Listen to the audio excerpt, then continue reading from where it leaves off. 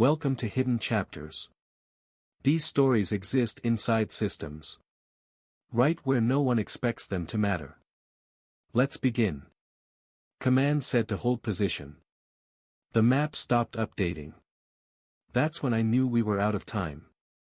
They told us extraction was impossible. Not delayed. Not rerouted. Impossible. That word doesn't get used lightly, and when it does, it usually means the decision has already been made somewhere far away from the people who have to live with it. We were escorting a civilian convoy out of the region when the first sign appeared. A checkpoint that should have been manned wasn't answering. No radio traffic. No visual signal. Just empty concrete and a gate hanging open like it had been left in a hurry. The civilians didn't notice. They were focused on movement, on staying close, on the quiet relief of finally leaving something behind. We kept going. 10 minutes later, our map stopped updating. No error message. No alert. Just frozen lines and a blinking cursor where the road ahead should have been recalculating. That's when command came back on the net. Hold position, they said. Extraction is not viable. I asked for clarification. There wasn't any. The local security forces had pulled back without notice. Routes we'd cleared earlier were now compromised. What was behind us wasn't just unsafe, it was gone. Not occupied. Gone. The road we'd come in on had collapsed into something unusable. Whether by damage or intent didn't matter. The result was the same. We were moving forward because there was nowhere else to go. The unit spread out instinctively, forming distance without needing orders. Everyone understood the shape of the problem even if no one said it out loud. This wasn't about completing the escort anymore. It was about time. How much we had. How much we could create. The civilians asked if we were stopping for fuel or rest. Someone told them yes. Someone else told them to stay inside their vehicles. I checked the rear again. Dust. Silence. Too much space. That's when I realized something else. Pursuit wasn't loud. It wasn't rushing. It was patient. Command came back once more, voice tight now. If contact occurs, delay as long as possible. They didn't say how. They didn't say who. I looked at the convoy, then at the road ahead, then back at the emptiness closing in behind us. There was a line that needed holding. And there wasn't enough of us to do it together. So I volunteered. Not because I thought I'd survive it. But because someone had to stay long enough. For everyone else to disappear down the last road out. And once I stepped off the convoy, there was no road left behind me at all. The convoy didn't stop. That was the first thing I made sure of. Engines stayed running. Spacing stayed tight. The civilians were told we were changing route priorities, nothing more. Fear spreads faster than truth, and right now, truth wouldn't help anyone. I stepped away from the lead vehicle and keyed my radio. I'm breaking off, I said. Not asking. Informing. There was a pause on the line, just long enough to tell me everyone had heard it and no one wanted to be the first to respond. Negative, came back finally. We hold as a unit. We don't have a unit anymore, I replied. We have a moving target. Silence again. Map still hadn't updated. The road ahead existed only because we were driving on it. The road behind us existed only in memory. That's a dangerous place to be, between what's already gone and what hasn't failed yet. I checked my gear deliberately. Not rushing. Ammunition counted. Water secured. Radio battery swapped. Everything done the way you do it when you don't expect resupply. The convoy commander came up beside me. He didn't argue. He just looked at the road behind us, then at the civilians packed into the vehicles. How long can you hold? He asked. Long enough, I said. He nodded once. That was it. No speeches. No false optimism. Just acceptance. I moved back along the road until the convoy noise softened, then disappeared entirely. Dust settled. The air felt heavier without engines filling it. This stretch of road wasn't defensible in the traditional sense. No high ground. No structures. Just a shallow bend where visibility dropped enough to matter. That would have to be enough. I set up quickly, choosing positions that didn't look like positions. Nothing obvious. Nothing that screamed resistance. Delay works best when it feels accidental. The radio crackled once more. "You're clear," command said. "We'll mark you as detached." They didn't say abandoned. They didn't have to. I watched the horizon behind me, waiting for movement that hadn't announced itself yet. Pursuit rarely rushes when it thinks time is on its side. Minutes passed. Then I heard it, not engines, not shouting. Just the shift in atmosphere when something begins to close distance. I adjusted my stance and forced myself to breathe slowly. Panic wastes time. Calm stretches it. I wasn't here to win. I was here to make the road expensive.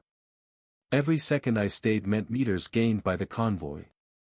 Every delay I created widened the gap between civilians and what was coming for them. That's the kind of math they don't teach. I thought about stepping back one more time, about running and trying to catch up. But if I did that, the decision would be pointless. So I stayed where the road bent and waited. Alone. Because holding a line isn't always about strength. Sometimes it's about being the last reason someone else doesn't have to stop. Waiting is the hardest part. Not because nothing happens, but because everything does, just slower than you want it to. Every sound stretches. Every shadow suggests movement. Your mind starts filling gaps before reality does. I stayed still.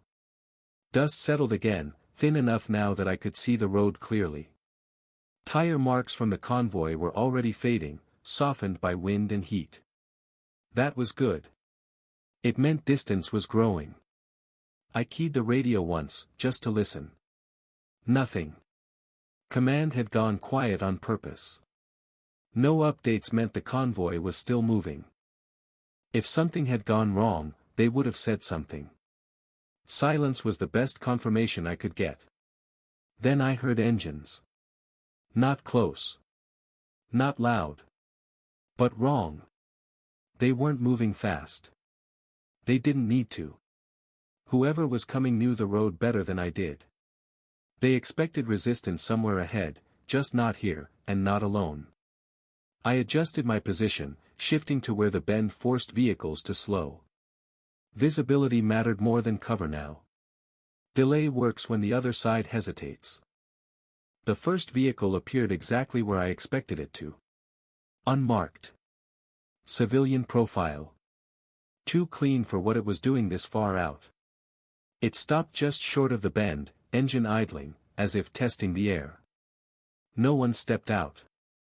That told me enough. I made the first move loud enough to be unmistakable but controlled enough to be confusing. Not a threat.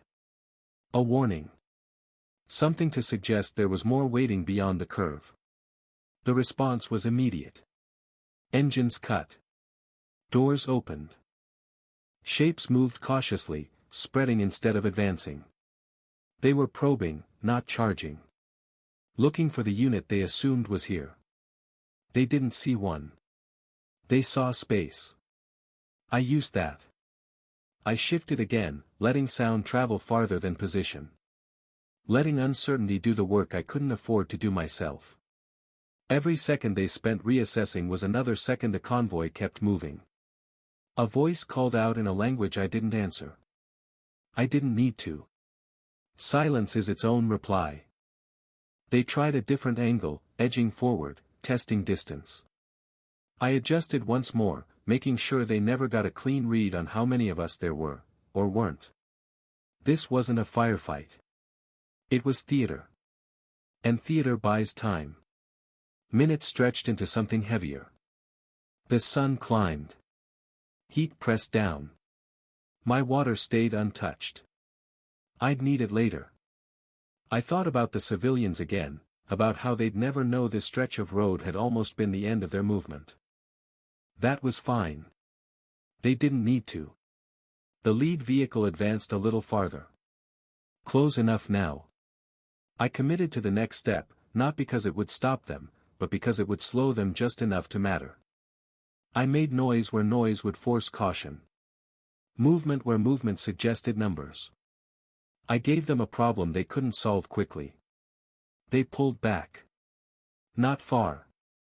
Just enough. That was the moment I knew the plan was working. They weren't trying to overwhelm me. They were trying to understand me. And understanding takes time. Time was the only thing I was here to create. So I stayed in the bend, alone on a road that no longer existed on any map, holding a line that wasn't meant to be held, long enough for the last road out to stay open. For now. They changed tactics when confusion stopped working. I felt it before I saw it, the shift in patience, the subtle tightening of the space around me. The engines restarted, not all at once, but in sequence. One sound at a time.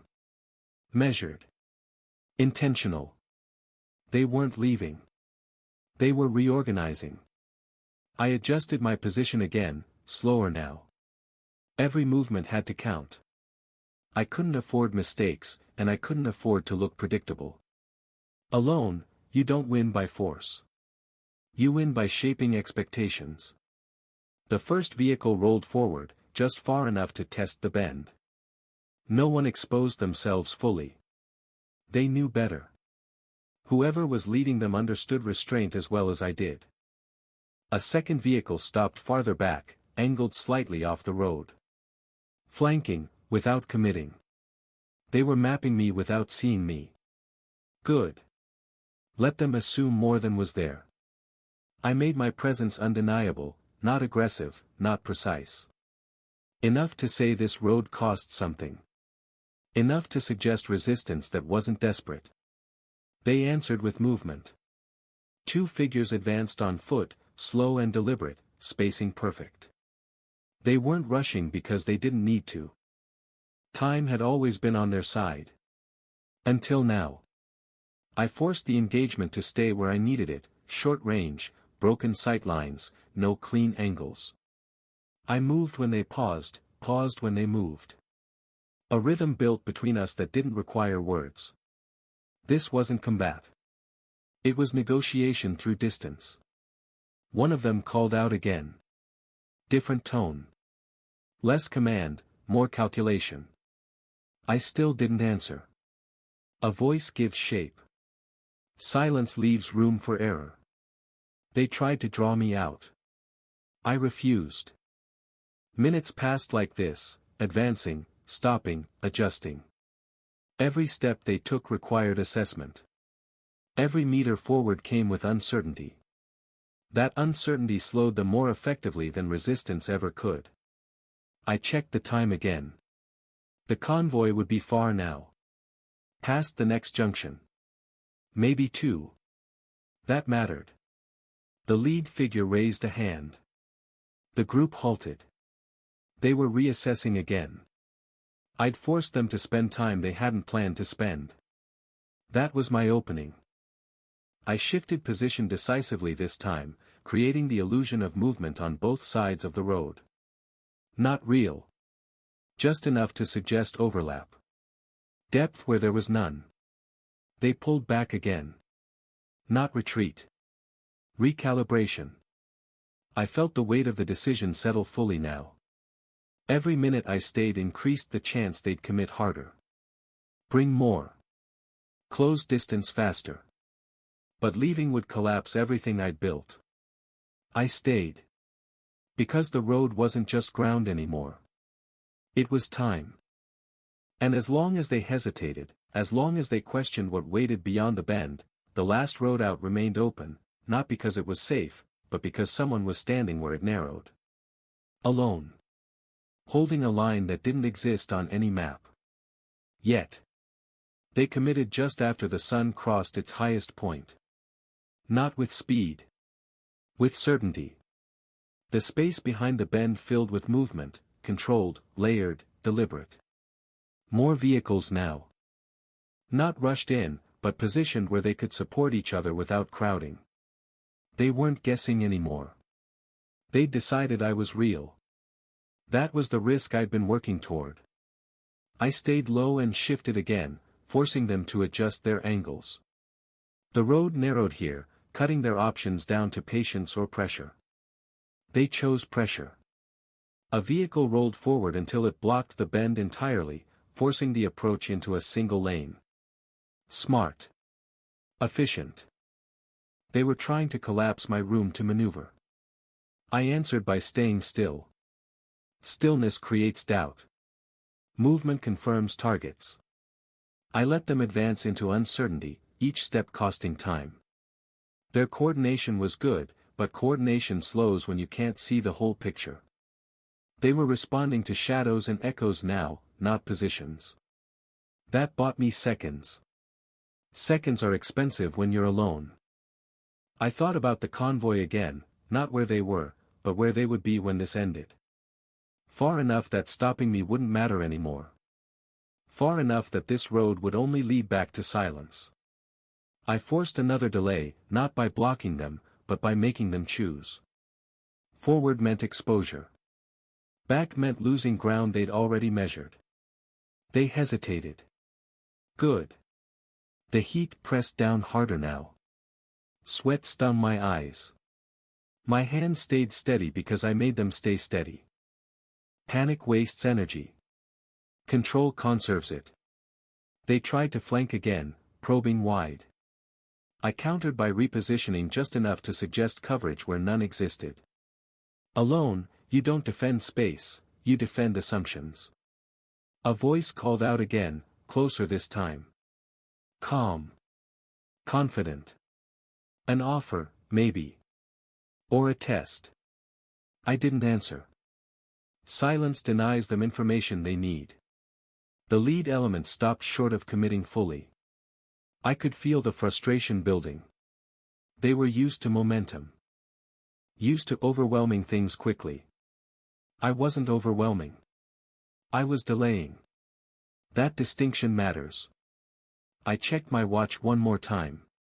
The convoy should be beyond reach now. Past the point where pursuit would split focus. Past the last junction where a mistake could still be corrected.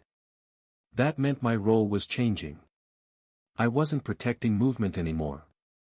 I was closing time. I made one final adjustment, not loud, not aggressive. Just enough to signal that pushing harder would cost more than it was worth. They paused. Not because they were afraid. Because they were calculating whether this road still mattered. That was the moment I'd been holding for. If they chose to disengage, the convoy was safe. If they chose to press, they'd do it knowing the outcome wouldn't change. Either way, the last road out would remain open long enough to disappear behind everyone who needed it. I settled into position and waited again. Because holding a line alone isn't about stopping what's coming. It's about staying exactly where you are until what matters most is already gone. The break didn't come with noise. No charge. No sudden collapse of discipline. Just a subtle change in posture, the kind you only notice when you've been watching the same shapes for too long. Someone farther back took a step that didn't match the rhythm. A vehicle adjusted its position unnecessarily. They were preparing to disengage. Not retreating, re-evaluating. That was the moment when staying became more dangerous than leaving. When an opponent decides the cost isn't worth it, unpredictability follows. You don't know what they'll do next because they don't need to prove anything anymore. I stayed still. Movement now would look like pursuit. Or desperation. Both invite attention. The lead vehicle reversed slowly, never turning its back. The figures on foot mirrored the motion, spacing intact, eyes still searching for something that wasn't there. They were leaving the road. Not because they'd lost. Because the road no longer led to what they wanted. I waited until the last engine sound faded before I moved. Not seconds. Minutes. Silence can lie. Distance doesn't. When I finally shifted, my muscles protested immediately. I hadn't realized how long I'd been holding tension in place. Time stretches when you measure it in breathing. The road looked ordinary again. Empty. Just a bend in the dirt with nothing to distinguish it from 1,000 others. I stepped out into the open and scanned once more. No movement. No dust. No sound. It was over. Not resolved. Not concluded. Just finished.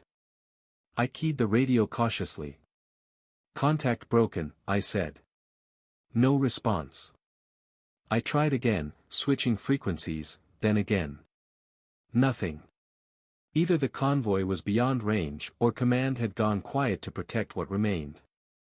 Both were acceptable outcomes. I sat down on the edge of the road and drank water for the first time since morning. It tasted like dust and metal, but it stayed down. That mattered. As the sun dipped lower, I stood and started walking. Not toward the convoy. Not back the way I'd come. Sideways. Off the road entirely. Routes like this don't stay safe once they've been noticed. Even briefly. Staying on it would invite questions I didn't need to answer. I moved into terrain that didn't announce itself. Low ground. Broken lines. Places that don't show up clearly on maps because no one bothers to record them. Behind me, the last road out returned to being just a road. Ahead of me, nothing was marked. That was fine. I walked until the light thinned and the air cooled. Until my breathing matched my pace again. Until the silence stopped feeling like pressure and started feeling like space. Somewhere far ahead, the convoy would stop for the night. People would sleep without knowing how close they'd come to being turned around. They wouldn't know my name. They wouldn't need to. Holding a line alone doesn't end with recognition. It ends when no one comes looking for the place where you stood. And as darkness settled in, I realized that was the cleanest ending I could have hoped for. The road was gone. But everyone who needed it was already beyond it. That was enough. Night changes distance. What looks close in daylight stretches out once the light fades, and every step feels heavier because you're no longer measuring progress by what you see, only by what you leave behind. I kept moving off the road, cutting across ground that didn't carry tracks easily. Dry scrub. Loose stone. Places where the earth forgets you quickly. I wasn't trying to disappear completely. I was trying to become uninteresting. There's a difference. The radio stayed silent. I didn't turn it on again. If the convoy had reached safety, they wouldn't call. If they hadn't, there was nothing I could do now without undoing everything. So I walked. My pace was steady, not rushed. Rushing makes mistakes. Mistakes make stories, and stories travel faster than people. I listened to my breathing, to the way the ground responded to weight, to the absence of engines where there should have been none. That absence told me enough. At some point, the bend in the road stopped existing behind me. Not physically, but mentally. It no longer pulled at my attention. That's when I knew the line I'd held was finished holding me. I found a low rise and waited there, not to rest, but to confirm nothing followed. The horizon stayed empty. No lights. No movement.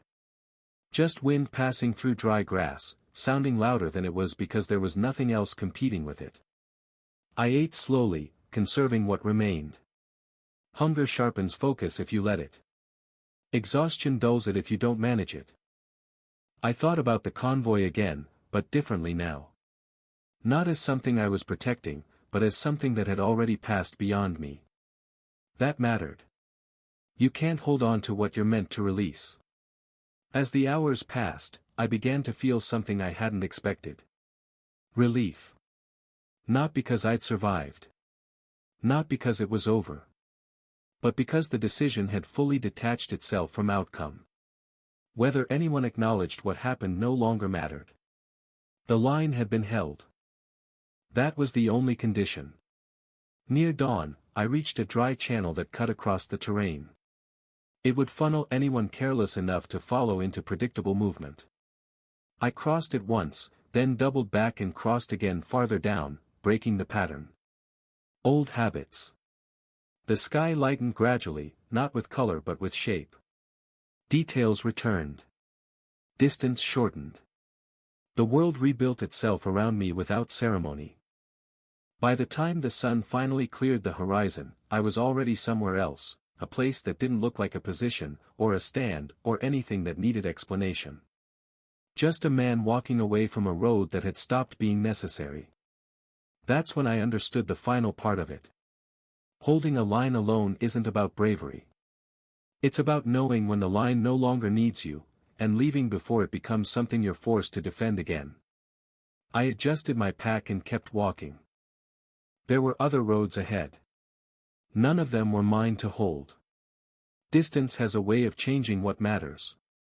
By mid-morning, the heat returned, flattening the landscape and pulling moisture from the air. I kept my pace even, neither fast nor cautious.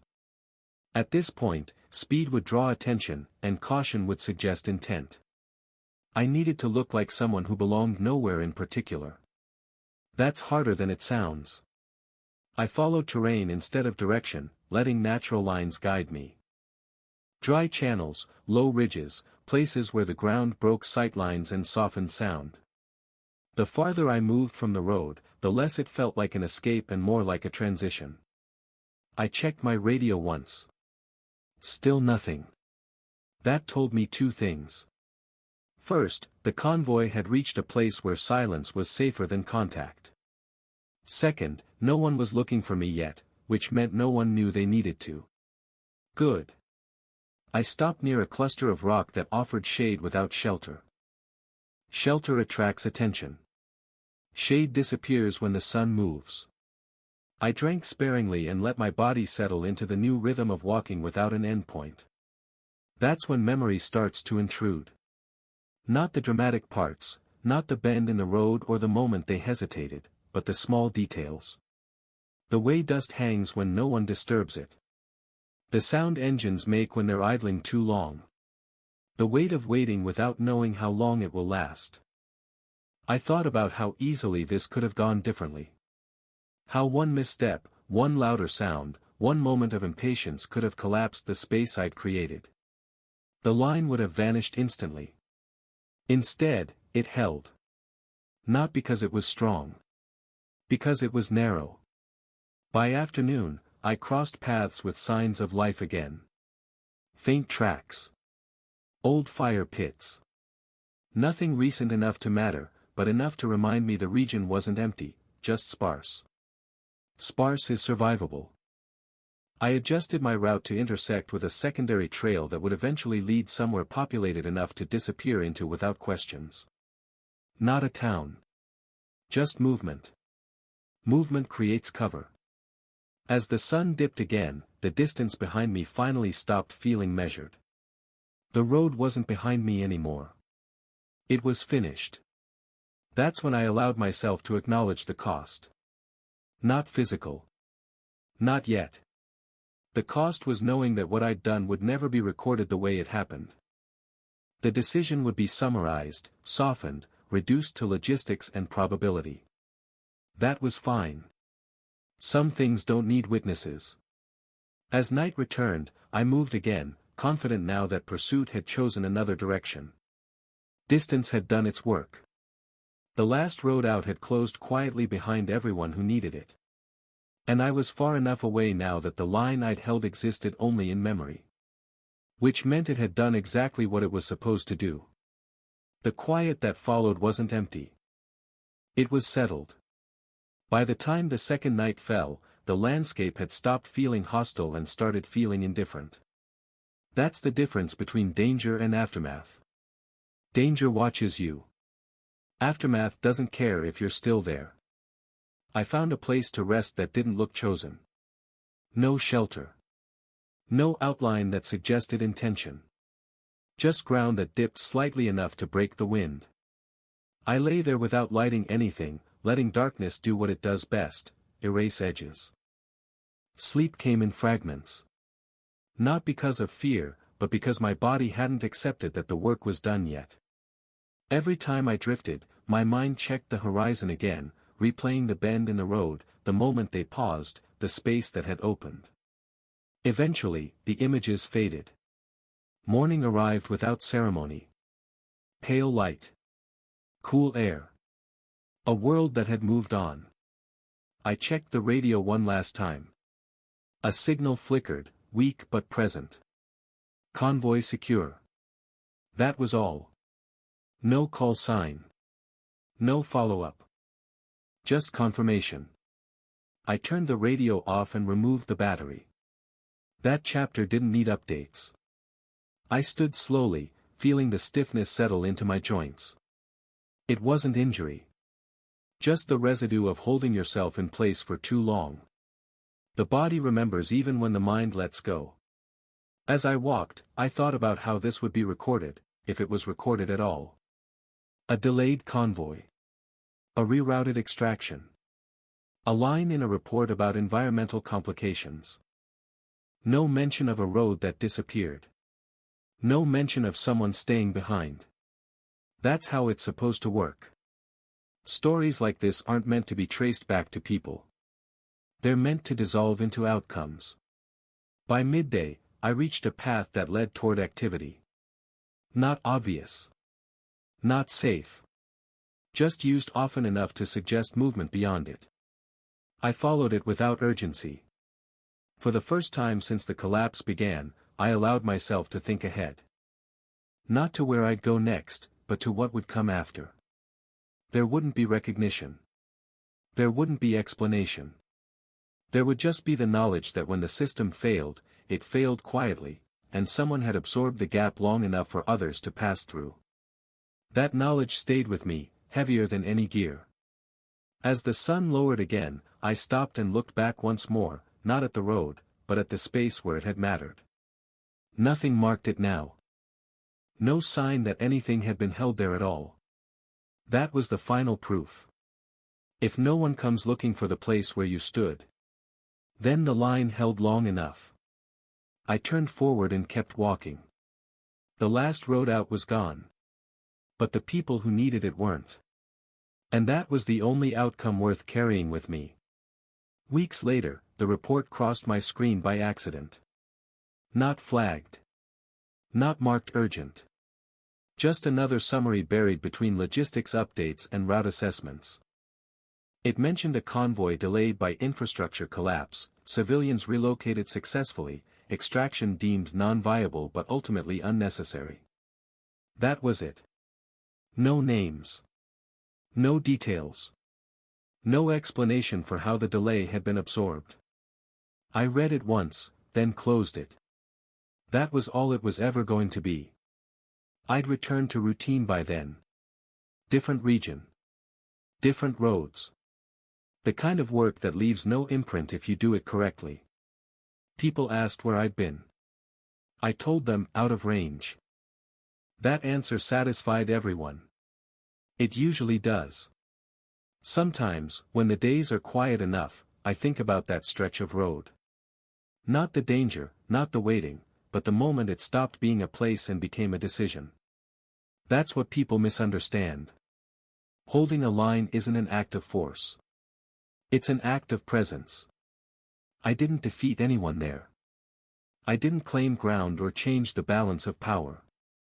I just stayed long enough for something fragile to pass beyond reach. That kind of work doesn't scale. It doesn't replicate.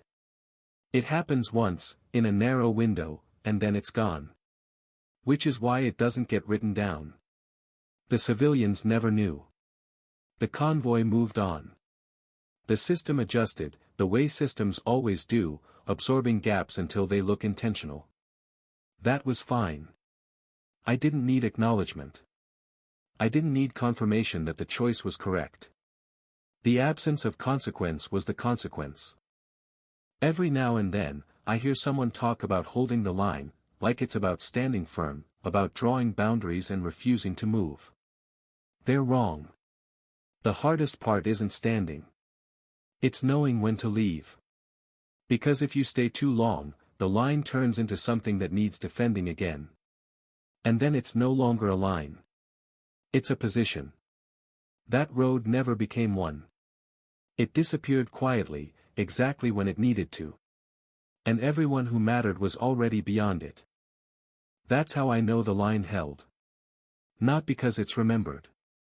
But because it didn't have to be. That's the hidden chapter. The one where nothing heroic is recorded, nothing dramatic is acknowledged, and yet, everything that needed to survive does. And when I think about it now, I don't picture the road at all. I picture the space it left behind. Open. Empty. And finally, no longer waiting for anyone to stand there again. If this story made you pause, you'll find more like it on Hidden Chapters. You can like the video and subscribe if you want to hear the next chapter. And before you go, would you have noticed what wasn't said?